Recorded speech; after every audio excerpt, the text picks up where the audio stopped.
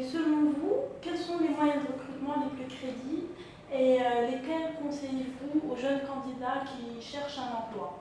Très bien, ça c'est une très importante question puisque les jeunes réclament toujours qu'on n'a pas d'annonce qui est consacrée ou qui est destinée aux débutants. Les chefs d'entreprise disent par contre qu'on n'a pas de gens compétents. Certainement pour les jeunes, il y a des moyens à rentabiliser beaucoup plus que d'autres. Premièrement, le bouche à oreille, la recommandation. Il faut voir dans c'est-à-dire dans son réseau, le jeune doit voir dans son réseau, est-ce qu'il y a des gens qui peuvent le recommander, est-ce qu'il y a des gens de sa promotion, c'est-à-dire de sa promotion, des promotions avant, qui ont des opportunités pour essayer de les partager. Autre élément pour les jeunes, c'est le stage. Le stage, généralement, l'entreprise, et surtout les entreprises qui offrent beaucoup de stages de pré-embauche, a besoin de beaucoup plus de sécurité pour voir ces jeunes-là à l'œuvre.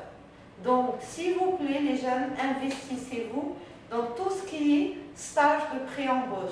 C'est un moment qui va payer tôt ou tard. Donc si vous faites preuve de créativité, si vous faites preuve de persévérance, si vous montrez vos compétences, si vous arrivez à les vendre, tout cela payera un jour ou l'autre.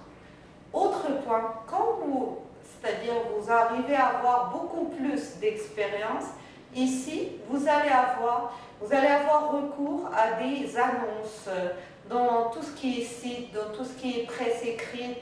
Vous pouvez encore assister au forum pour les grandes entreprises. Il y a pas mal de grandes entreprises qui viennent visiter les écoles pour recueillir leurs jeunes diplômés pour des stages ou pour des premiers emplois. Mais surtout, pour les jeunes, favoriser le stage. Mais parfois, il arrive que le CV soit en adéquation avec le poste, la lettre de motivation bien rédigée, mais toujours pas de réponse du recruteur. Dans ce cas-là, faut-il le relancer et comment s'y prendre? Très bien. Dans ce cas, il y a deux situations.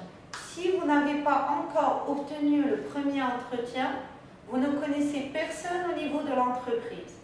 Même si vous voulez relancer, vous allez relancer qui? Votre relance sera vraiment infructueuse. Donc, qu'est-ce qu'on fait? On détermine un délai moyen, c'est-à-dire en moyenne d'1 mois. Après cela, on peut considérer que notre candidature n'a pas reçu l'intérêt requis.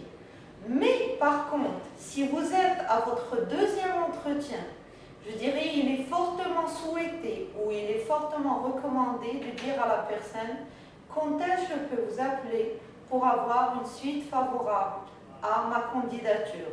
Serais-je convoqué pour un deuxième entretien, oui ou non? À partir de cela, vous avez une visibilité, puisque la recherche de travail, c'est un travail en lui-même.